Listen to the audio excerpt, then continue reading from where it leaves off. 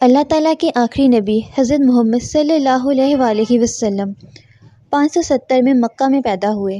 آپ کے قبیلے کا نام قریش تھا۔ آپ کی والدہ کا نام حضرت آمنہ اور والد کا نام حضرت عبداللہ تھا۔ آپ صلی اللہ علیہ وآلہ وسلم کے والد آپ کی پیدائش سے چند ہفتے پہلے وفات پا گئے۔ جب آپ 8 برس کے تھے تو آپ کے دادا بھی وفات پا گئے۔ پھر آپ کی پرورش آپ صلی اللہ علیہ وآلہ وسلم کے چچا ابو طالب نے کی۔ آپ ہمیشہ سچ بولتے اور وعدہ پورا کرتے، اسی وجہ سے مکہ کے لوگ آپ کو صادق اور امین کہتے۔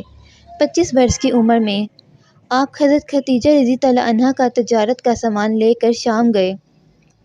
حضور صلی اللہ علیہ وآلہ وسلم کی ایمانداری سے متاثر ہو کر حضرت خدیجہ نے انہیں نکاح کا پیغام بھیجا۔ نکاح کے وقت حضرت خدیجہ کی عمر 40 سال تھی اور آپ کی عمر 25 سال تھی۔ آپ غار حرا میں اکثر جاتے اور تنہائی میں اللہ سے دعائیں کرتے۔ جب آپ صلی اللہ علیہ وآلہ وسلم 40 سال کے ہوئے تو ایک دن وہاں اللہ تعالیٰ کے فرشتے حضرت جبرائیل علیہ السلام آئے۔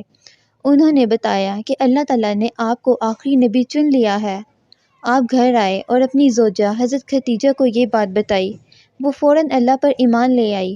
وہ پہلی خاتون ہے جنہوں نے آپ صلی اللہ علیہ وآلہ وسلم کے ہاتھ پر اسلام قبول کیا۔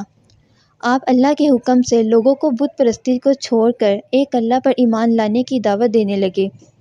مردوں میں سب سے پہلے ابو بکر نے اسلام قبول کیا، پھر کئی اور لوگوں نے اللہ پر ایمان لائے اور آپ صلی اللہ علیہ وآلہ وسلم کے ساتھی بن گئے۔ یہ دیکھ کر قریش کے سردار آپ کی مخالفت کرنے لگے۔ مدینہ کے لوگوں نے آپ کو وہاں آنے اور سردار بننے کی درخواست کی۔ جب کفار مکہ نے آپ صلی اللہ علیہ وآلہ وسلم پر اور آپ کے ساتھیوں پر ظلم کی انتہا کر دی تو اللہ تعالیٰ نے آپ کو حکم دیا کہ ساتھیوں سمیت مدینہ ہجرت کر جائیں۔ یوں آپ مدینہ کی طرف روانہ ہوئے۔ کافر مکہ آپ کو پکڑنے کے لیے نکلے۔ آپ صلی اللہ علیہ وآلہ وسلم اور آپ کے ساتھی حضرت ابو بکر ایک غار میں جا کر چھپ گئے۔ اس غار کا نام غار ثور ہے۔ اسی روز مکری نے اس غار کے منہ پر بن کے تان دیا۔ جب دشمن وہاں پہنچے تو انہوں نے سوچا غار کے اندر کوئی نہیں گیا ہوگا ورنہ جالا ٹوٹ جاتا۔ وہ واپس لوٹ گئے۔ کچھ دن کے بعد حضرت محمد صلی اللہ علیہ وآلہ وسلم اور حضرت ابو بکر مدینہ پہنچ گئے۔ مدینہ کے لوگ بہت خوش ہوئے۔